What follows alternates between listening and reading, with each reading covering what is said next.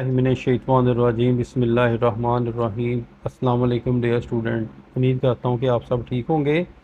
आज की हमारी जो वीडियो का टॉपिक है वो है बेटा क्लास 10, जिसके अंदर आज हम ग्रामर पोर्शन में करेंगे पैराग्राफ यानी कि उर्दू टू इंग्लिश। तो आज जो पैराग्राफ करेंगे वो पैराग्राफ नंबर है 10। शहर आने से पहले हम गांव में रहते थे। We lived in a village में होता है गाँव, before we came to city. गांव में हम लोग बहुत खुश थे। We were very happy in the village. सुबह सवेरे उठते थे, हाथ मुंह धोकर नमाज पढ़ते थे। We get up early in the morning, wash over hands and face and offer prayer. फिर सब खेतों में सैर के निकल जाते थे। Then we went out for a walk in the green field. दोपहर को दरख्तों को छाँव में सोते थे।